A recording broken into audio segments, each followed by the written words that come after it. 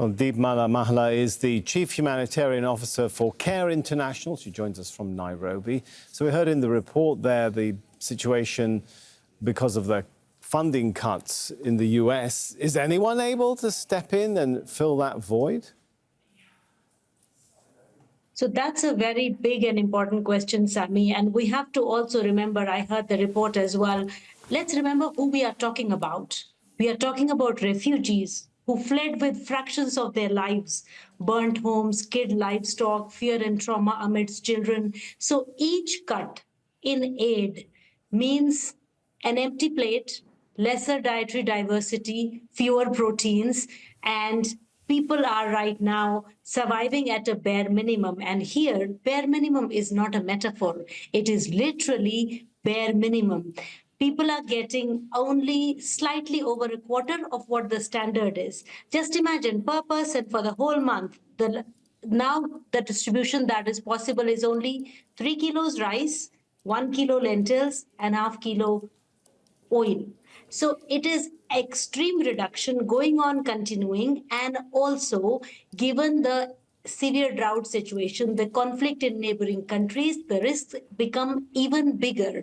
So it's really a very important moment for the donors to step in because this emergency is preventable.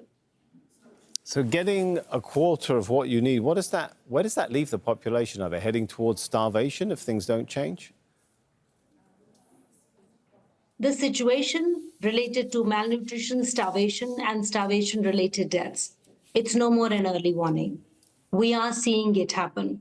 We are seeing communities getting into negative coping mechanisms like pulling children out of school, especially girls, early marriages, child labor, sexual exploitation. All this is happening gradually. And remember, humanitarians have been given warnings and projections of the situation. And I've always said food is not food.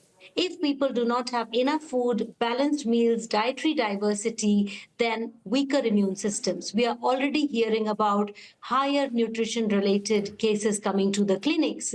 So it is only going to worsen. And what will worsen is not only the health status of the refugee communities, but also it is going to affect the livelihoods, the coping mechanisms, and given what we are hearing about the upcoming drought situation in Somalia, there is a risk that there might be more people displaced.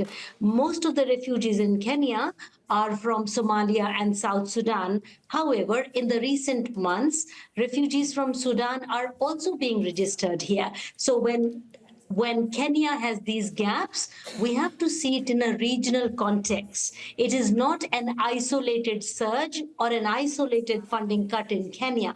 It is an emergency. And again, I would say a nutrition emergency preventable. And right now, the funding gap, if it is not filled as of now, as you have indicated, because of starvation, because of loss of livelihoods, we will have a much bigger bill to fill in future. So I really hope that the donors are going to step up without losing any time.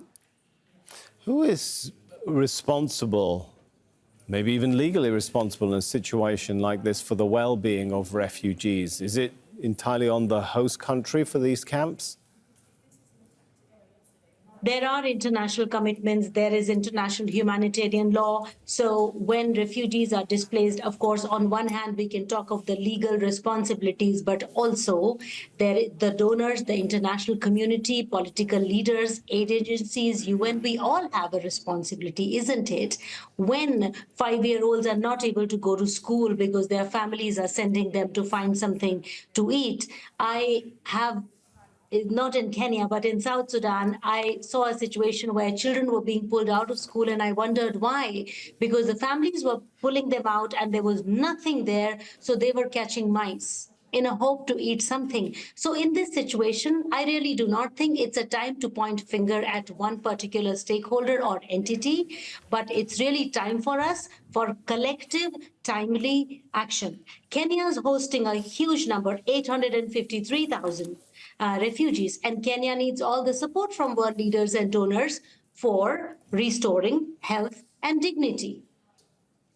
All right, thank you very much for coming and sharing your perspective on this Deepmala Mahla, Global Humanitarian Director of CARE International. Thank you for having me.